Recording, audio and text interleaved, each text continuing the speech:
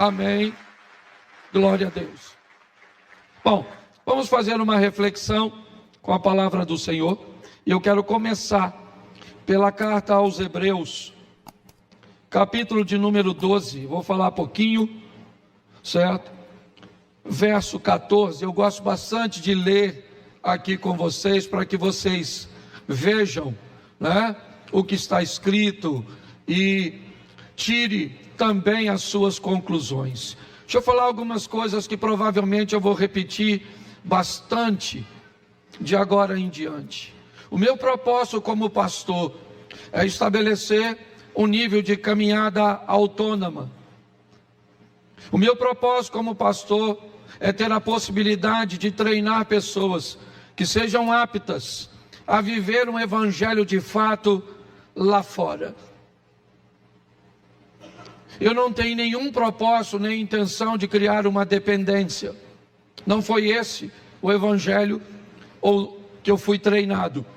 Eu fui treinado com um pastor que nunca me deu muita atenção. Não. Eu nunca fui paparicado por pastor. Pouco acesso eu tinha à sua sala, à sua intimidade. Caminhei com ele durante 2 anos. Um homem de Deus. Confesso a você que eu não tenho isso para falar do caráter daquele homem. Mas ele me ensinou a sobreviver em qualquer lugar. Ele me ensinou a me comportar, me dando a oportunidade de viver o evangelho de fato lá fora.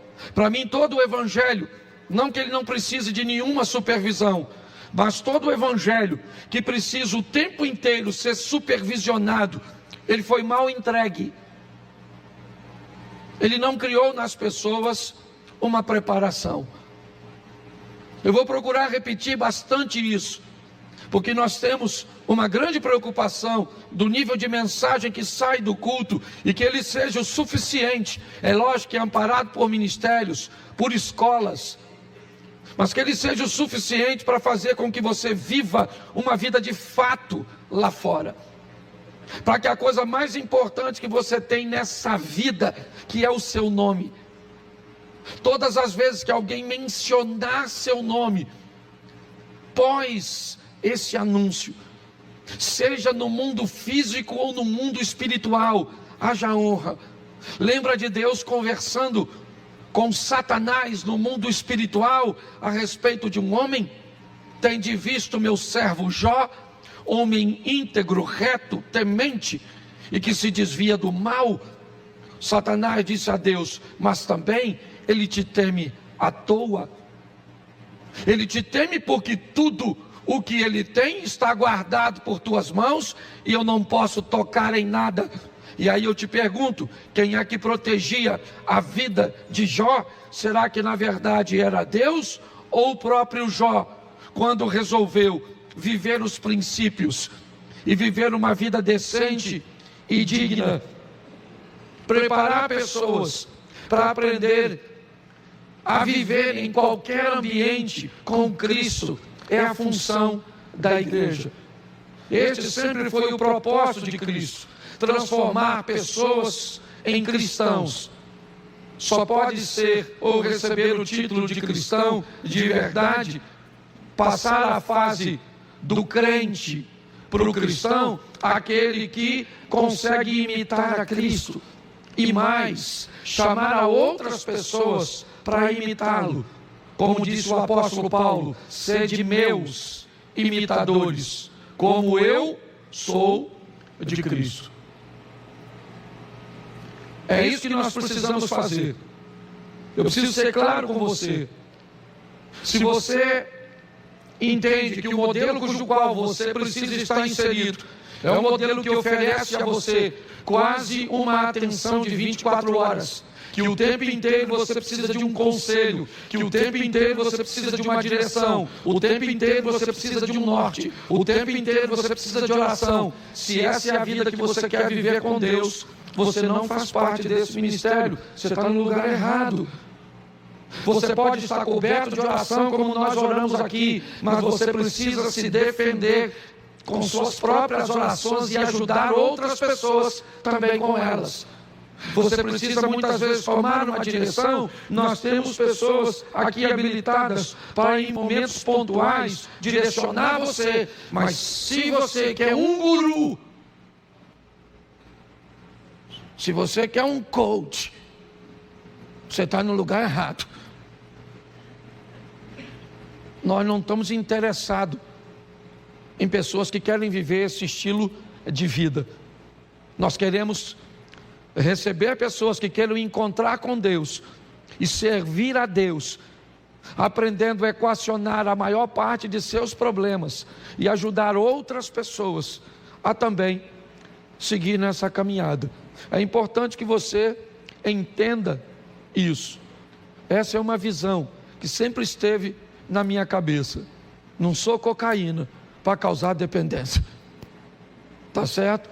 Encontre Deus e viva com Ele, com a palavra. Ninguém pode ler a palavra para você. Ninguém pode orar para você o tempo inteiro. Ninguém pode decidir para você o tempo inteiro. É assim que funciona. Posso ouvir um amém? Poxa, pastor, eu vim visitar a igreja e nos vídeos o senhor é tão engraçado. Pois é. No vídeo é uma coisa, aqui é outra. Tá certo, aqui eu sou o pastor. Então, fique decepcionado não. Vamos lá. Seguir a paz com e a santificação, sem a qual ninguém verá o Senhor. Vamos embora. Atentando diligentemente, porque ninguém seja faltoso, separando-se da graça de, nem haja alguma raiz de amargura que brotando vos perturbe, e por meio dela muitos sejam contaminados. Verso: nem haja algum impuro ou profano, como foi Esaú, o qual por um repasto vendeu o direito de primogenitura. Pois sabeis também que posteriormente, querendo herdar a bênção, foi rejeitado, pois não achou lugar de arrependimento, embora com lágrimas o tivesse buscado. Feche seus olhos. Senhor nosso Deus e Pai, em nome de Jesus, eis aqui a Tua palavra. Tira todo o impedimento, todo o embaraço, toda a distração, ó Pai, e que a Tua palavra venha alcançar a mente e o coração, para que pessoas estejam decididas a estar mais próximas do Senhor.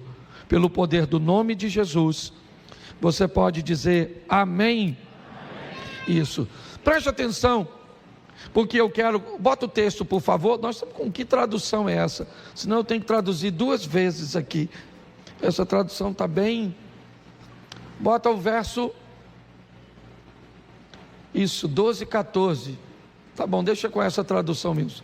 No segundo culto a gente, preste atenção, porque onde está para cá a palavra procurem viver em paz, a maioria das traduções fala de seguir a paz, está atrás da paz, procurando que em todo o ambiente ou tudo aquilo que você vá fazer, você tenha paz. A Bíblia chega a dizer que não há condenação para aqueles que fazem as coisas e têm paz no coração. Então ela diz que nós devemos seguir a paz com todos, ok? E também procurar a santificação, sem a qual ninguém verá Deus. Nós temos 2 coisas preciosas. Falar de paz talvez hoje, principalmente que estamos envoltos em 2 guerras, talvez seja um grande desafio. Saímos de um ambiente onde praticamente não havia paz, trazida por posicionamentos políticos. Mas a Bíblia diz algo muito precioso, que nós devemos seguir a paz e a santificação, sem a qual ninguém verá o Senhor. Deixa primeiro eu falar de santificação e depois eu quero falar um pouco de paz. É importante nós entendermos que não há perfeição em nós. E é importante nós entendermos que ser santo é bem diferente do que aceitar ser colocado num processo de santificação. O processo de santificação, na verdade, é um processo de purificação. É um processo cujo qual nós entramos para irmos melhorando ao longo do nosso relacionamento com Deus. Algumas pessoas confundem isso e dizem: agora que você está na igreja, você acha que você é santo? Não, eu não acho que eu sou santo. Eu tenho certeza que eu entrei num processo de santificação, onde à medida que eu for me relacionando com a palavra, me relacionando com a oração, me relacionando com pessoas que conseguiram e já estão em lugares que eu planejo estar daqui a alguns meses, daqui a alguns anos, isso me faz ter a consciência de que eu estou inserido num processo de santificação. Ele pode acontecer um pouco mais rápido e ser um pouco mais fácil para algumas pessoas.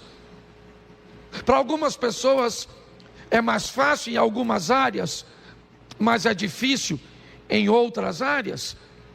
Algumas pessoas se convertem instantaneamente, entram nesse processo de santificação, e algumas coisas que são mais notórias, visíveis e relevantes podem desaparecer quase instantaneamente.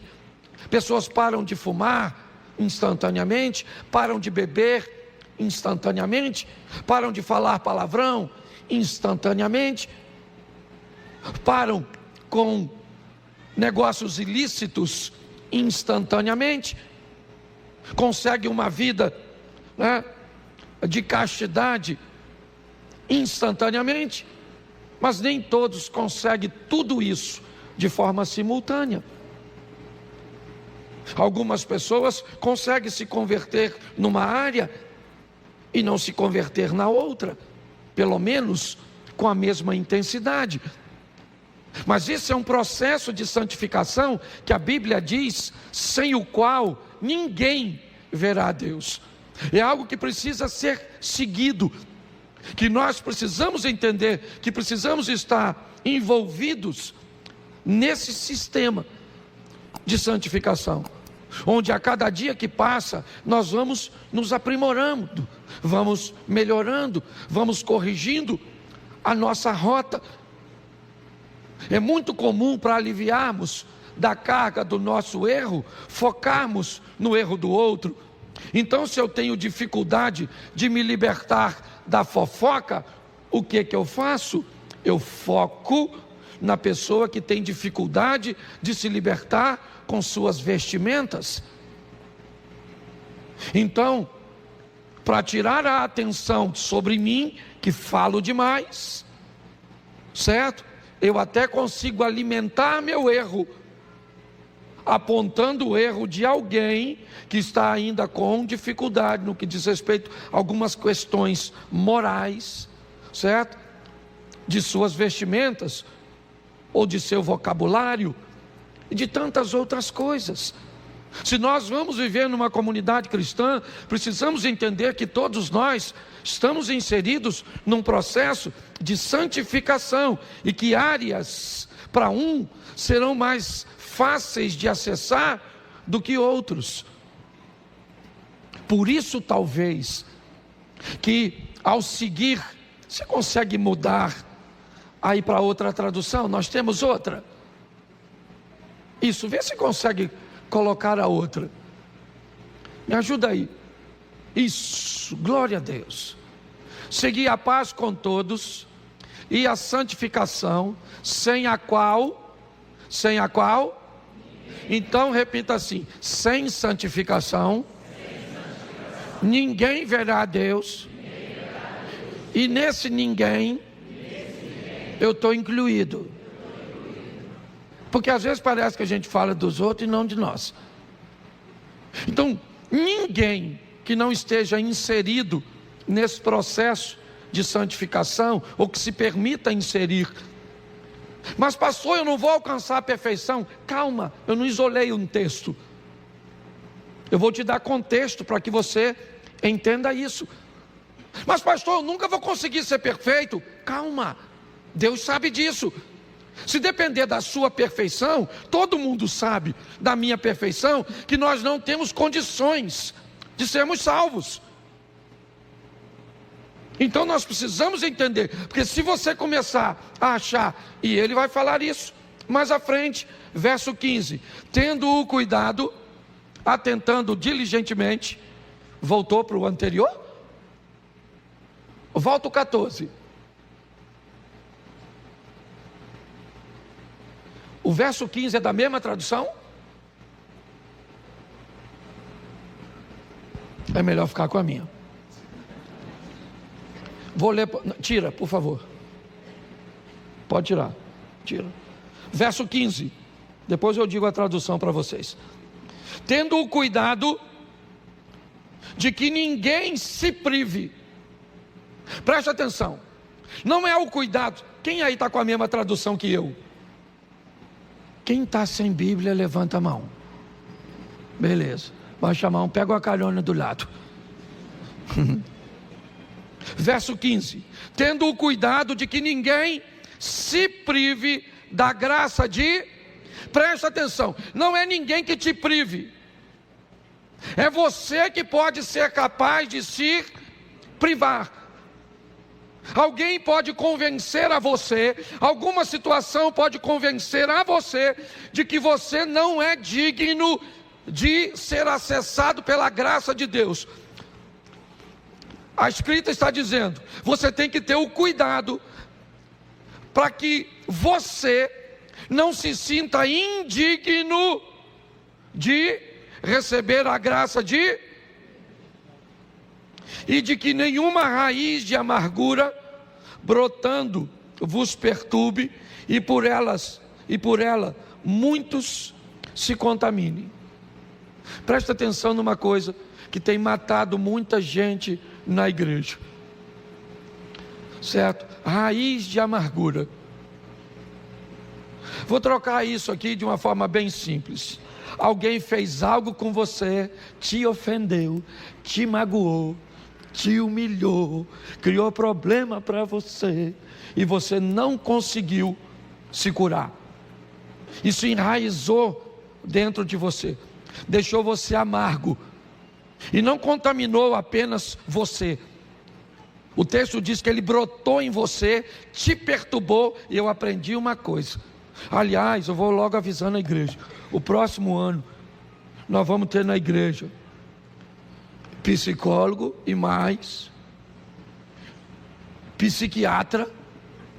É porque eu já estou descobrindo que não tem demônio que não consegue fazer com as pessoas. Eu escuto coisas que eu tenho certeza que talvez nem um demônio seja o culpado, que o demônio não andaria com gente tão ruim. Eu brinco dizendo que tem gente que, se o diabo me pedir referência para levar, eu não dou. Porque eu estou chegando na conclusão que nós temos, isso é verdade, não é só aqui na igreja não, nós já temos pessoas que ainda não são maduros o suficiente emocionalmente e espiritualmente para entender que tem problemas, e que às vezes tomar um remedinho, um tarja preta. Quem aqui já toma? Levanta a mão comigo. Isso. Eles já são os doidos. Eu também tomo. De vez em quando eu tenho que tomar umzinho, certo? Mas eu preciso que você entenda isso, porque se nós não cuidarmos, gente, pensa no lugar desafiador a igreja. Eu preciso preparar você para lidar para a igreja. Igreja tem mentiroso, fofoqueiro, falso? Tem? Pois é. Tem gente que bate nas suas costas e fala: a paz do Senhor, e desce o cacete em você. Tem ou não tem? Tem. Se você não encontrou, aguarde. Uma hora vai cruzar seu caminho, mas não pode abalar a sua fé, nem colocar no seu coração nenhuma raiz de amargura. Você é livre, ninguém pode contaminar você. O texto está dizendo claramente que algumas pessoas, certo, com raiz de amargura, acabam ficando perturbadas, e por essas pessoas perturbadas, muitas pessoas são contaminadas, e nós precisamos viver no meio de tudo isso. Eu confesso que quando eu me converti, eu achei que a igreja era um pedaço do céu. Depois da minha conversão, eu descobri que ela era o finalzinho sim do inferno. Eu estou falando sério. Então, se você não gosta de viver nesse ambiente desafiador, com gente que está em processo de santificar, seu lugar não é igreja. Igreja não é lugar de gente perfeita. Igreja é lugar de gente que está lutando. E umas estão lá na frente, outras estão no meio do caminho, outras estão lá atrás, e nós temos que aprender a conviver com todas elas. Tem gente boa na igreja? Tem gente séria? Gente que caminha com Deus? Claro que tem. Gente que já está lá, você olha nas costas, está brotando asa. Mas tem gente que você olha para a cabeça, ainda está diminuindo o chifre.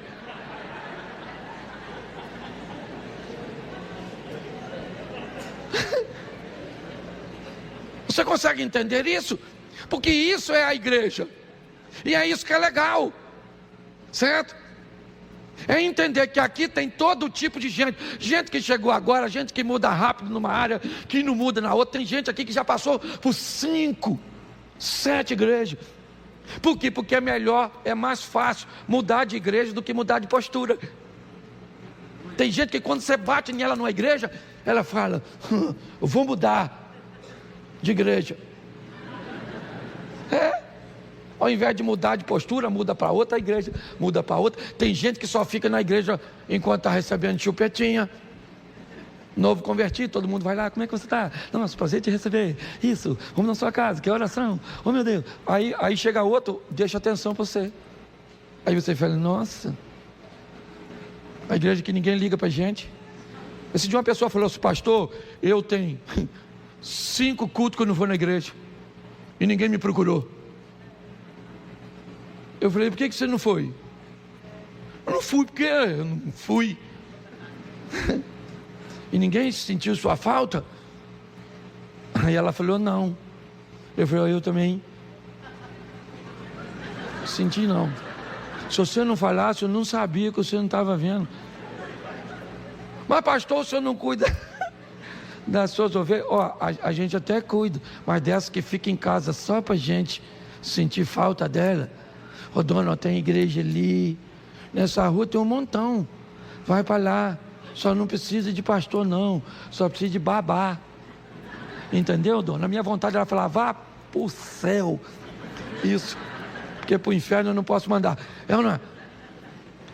Mas nós temos que preparar. Hoje eu vejo pessoas, certo, que não estão preparados para viver nesse ambiente. Aí qualquer coisa que: pastor, gritaram comigo, falou assim comigo. Eu sei que tem que tratar, todo mundo está lá, eu já vou falar disso mais à frente, mas nem todo mundo é polido do mesmo jeito, e nós temos que aprender a lidar com essas pessoas, com o mesmo amor que Cristo tem por nós. Então guarde qualquer coisa no seu coração, mas não guarde a amargura. Mas pastor, por quê? Vou te dar... ou não? Romanos 12, 17. Coloca aí, eu gosto daqui mesmo que... Bota Romanos 12.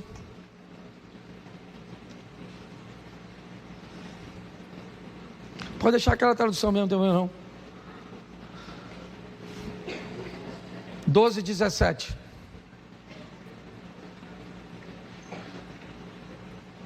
Não pague a ninguém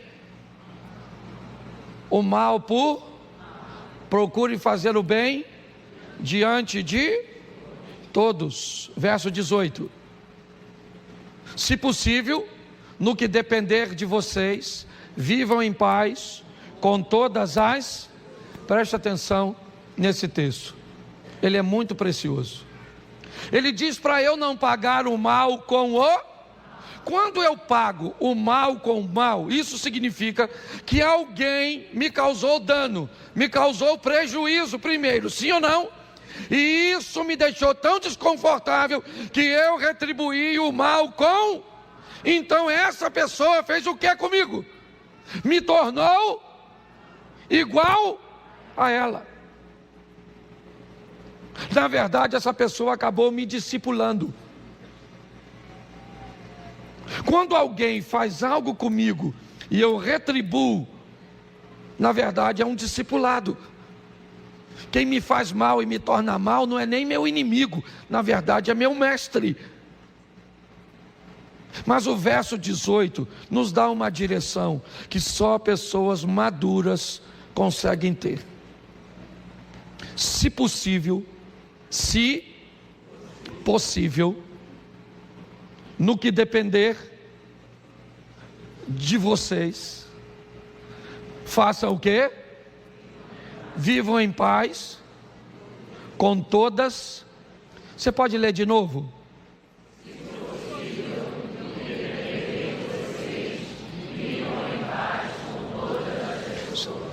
Fala para mim o que esse texto na verdade quer dizer. Que nem sempre será possível viver em paz com todos. No que depender de mim, no que depender de você, nós vamos procurar a paz com todas as pessoas. Mas tem ocasiões que a paz pode não depender apenas de nós. Você quer ver um texto que pode trazer um entendimento bom para isso? Depois a gente volta. Salmo 34, verso 19. Muitas são as aflições, mas o Senhor de todas... Muitas são as aflições, muitas são as aflições, muitas são as aflições e do injusto. Me parece que esse texto está dizendo que o injusto sofre menos que o justo. Muitas são, vamos usar o exemplo simples aqui, não quero entrar nisso, mas da guerra. Qual é a diferença dos terroristas? Não confunda terrorista com palestino, por favor. Quando você vê alguém com a bandeira da Palestina, certo, defendendo a Palestina, por favor, nós temos que defender os palestinos, ok? Não confunda terrorista com palestino, entenda isso, por favor. Eu estou vendo gente falando tanta besteira, então entenda. Terrorismo, Hamas aqui, ok? Tá, Israel aqui. Você pode notar que estão cobrando de Israel um corredor humanitário. O que é isso? Um local seguro por onde os civis inocentes palestinos possam passar em segurança para o Egito. Sim ou não? É só isso. Isso é um corredor humanitário. Certo? Nós somos a favor disso. Entenda bem, qual é o problema disso? O problema é que nós temos um Estado de Direito chamado Israel, que tem leis, que obedecem normas, que tem que trabalhar com justiça. Do outro lado nós temos um grupo extremista, radical terrorista, que não é reconhecido como um Estado de Direito, que assim que tomou posse, acredito que 2007, matou todos os políticos contrários, exterminou todos os outros partidos contrários. E aí você olha e diz: mas pastor, eu não entendo, porque estão cobrando tanto de Israel e estão cobrando tão pouco do Hamas. Porque muitas são as aflições o justo tem que agir com humanidade, ele tem que agir com justiça, ele tem que estar dentro de princípios, e o outro não tem princípios. É só isso. Basta você tentar viver de forma justa e vai ser mais difícil para você. Porque para você ser justo, se tem seu superior perto de você ou não, você trabalha do mesmo jeito. E alguém vai deixar coisa nas suas costas, às vezes. Mas você é justo e para você fica mais pesado. Por isso que a Bíblia diz: mas o Senhor nos livra de todas essas aflições. Vinde a mim, todos vós que estáis cansados e sobrecarregados. Nós precisamos entender: viver de uma forma justa num ambiente injusto é lógico. É lógico. Tenta falar de justiça na sua classe de aula. Tenta falar.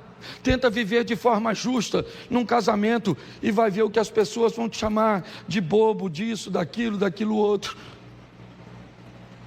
O que ele está dizendo é isso. E aí eu preciso voltar para mostrar a vocês uma coisa muito preciosa. Preste atenção. Volta lá no 18, por favor.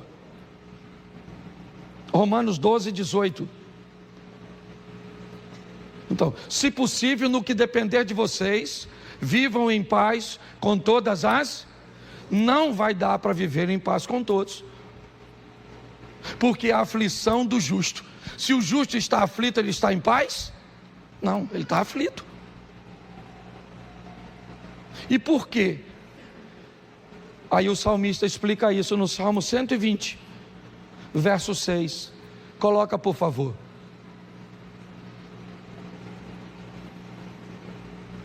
Salmo 126. Já há tempo demais habito com aqueles que segui a paz com, mas tem gente que odeia verso 7. Quando porém eu falo, eles teimam pela guerra. O cara que escreveu isso é judeu, me parece que está entre árabes e bárbaros nessa ocasião, está envolto num ambiente altamente hostil, onde ele planeja ter paz, mas não consegue. Há uma justiça que ele quer praticar, mas isso incomoda. Nós temos que estar preparados para esse embate, porque senão já nós estamos pagando o mal com o mal. Já nós estamos com a raiz de amargura, certo? Criando no nosso cotidiano, no nosso ambiente, um ambiente totalmente degradado, ruim de viver. Então eu preciso entender, eu quero viver de forma justa, quero. O que eu tenho? Um pouco mais de aflições, mas o que eu tenho? Um esconderijo do Altíssimo. A sombra do Onipotente é onde eu vou descansar. Eu tenho um ambiente que eu posso trocar de fardo.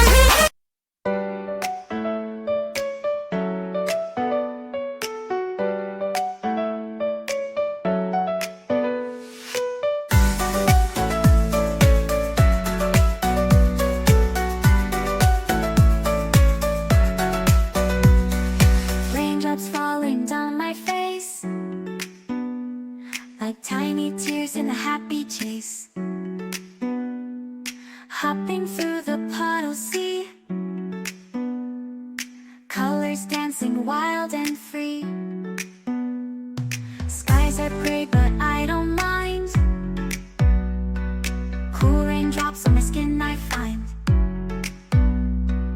Kicking off my Saturday, watch the clouds just drift away. Rainbow in the rain,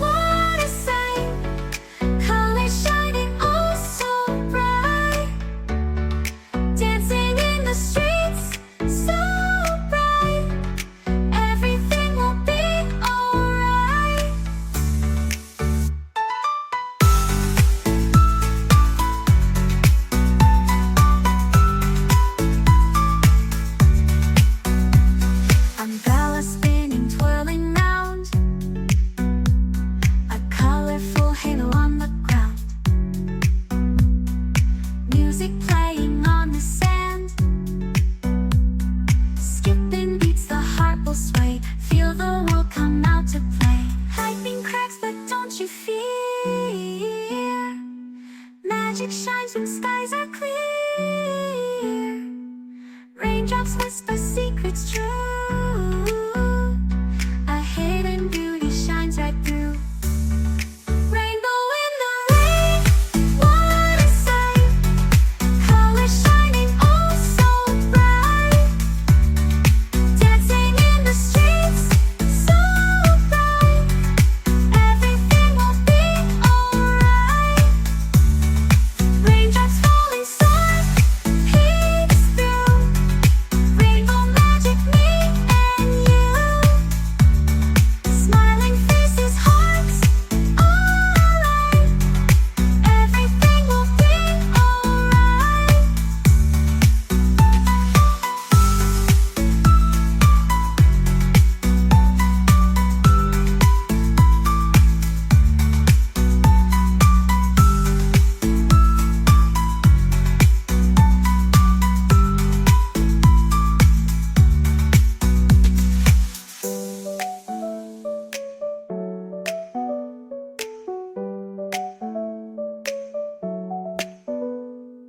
Raindrops falling, sun peeks through. Rainbow magic, me and you. Smiling faces, hearts alight. Everything will be alright.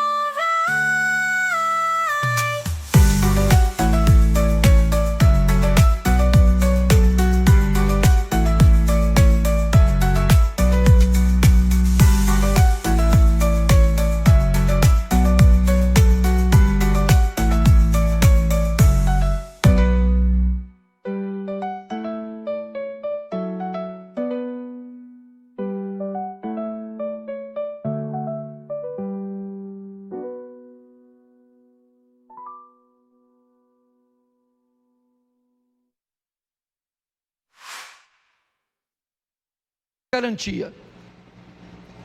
Jesus disse: eu sou o caminho.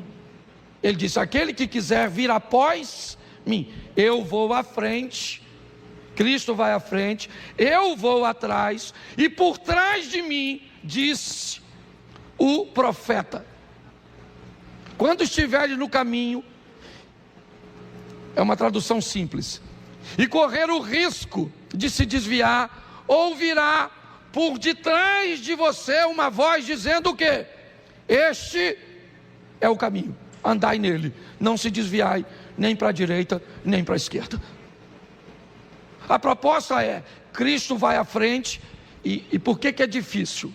Porque quem vai na frente dita duas coisas. Quais são? Direção e velocidade. Por que é ruim andar atrás de Cristo? Porque às vezes ele vai por lugares que nós não estamos a fim de ir, e às vezes ele vai numa velocidade que nós não queremos. Às vezes nós gostaríamos que ele fosse correndo, e ele não vai. Às vezes vai fazendo assim, ó.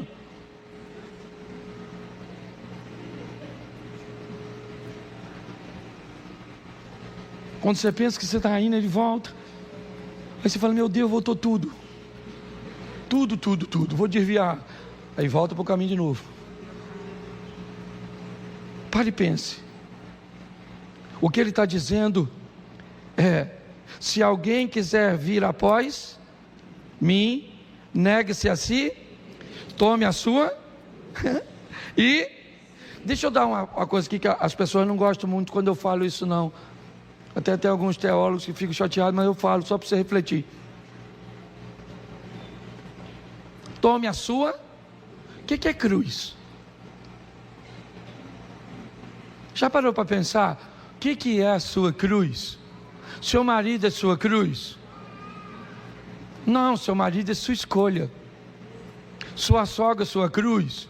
Não, sua escolha. Sua dívida é sua cruz? Sua escolha. Seus filhos são cruz? Escolha, você não... E fez? O que a gente chama de cruz, normalmente é resultado ruim das nossas, então nós bota na cruz, sabe, que é minha cruz, sabe, essa família que eu tenho, É uma cruz. Qual que é cruz? Qual? A que você formou, a que você nasceu. A que você nasceu até para dar para entrar na cruz. Porque você não pediu para nascer. Mas a que você escolheu, cruz nada. É escolha mesmo. Então deixa eu falar, a cruz é para quem carregar? Não é para você? A sua cruz quem é que carrega? Então por que você bota peso? Eu não consigo entender isso. Ah, pastor, a minha cruz é pesada demais. Eu falo, menino, pelo amor de Deus. Mas pastor, eu tenho um câncer. Aí não é cruz. A não ser se for pulmonar por causa do cigarro. Ah, mas eu aceitei Jesus. O coração é de Jesus, o pulmão da Souza Cruz. Então também não vem mudar de vida agora também e botar tudo na conta do eterno, não. Pelo amor de Deus. Certo? Então, a minha mulher às vezes, eu posso falar que ela não está aqui. Ela falou, Cláudio, a sua vida é muito fácil. Eu falei, Você tem problema disso? Não tem. Tem problema? Não tem. Mais de 90% dos problemas que eu tenho, quem arruma não sou eu. Eu nem quiser resolver, eu não resolvo. Eu viro as costas e vou embora, vou viver a minha vida. Pense numa vidinha maneira no que diz respeito à cruz. Por quê? Porque a cruz é minha. Aqui, ó, que eu boto o peso. Eu estou botando rodinha e amortecedor. Quando passar no buraco, e estou botando um negócio cochoado. Aqui. Então cuidado com as suas decisões. Está assim de gente, ó, culpando o Satanás, porque é o diabo, o diabo. E o diabo nem vai. Sabe que você dá conta. Sozinho. Então presta atenção, mas aí vem pior. Olha o verso 25, ele diz, toma a sua cruz e por quê? Porque quem, olha que isso aí agora atrapalhou. Quem quiser salvar a sua vida, perdê-la. E quem? Perder a vida por minha. Então preste atenção, certo? Todo mundo está olhando para a mulher, né?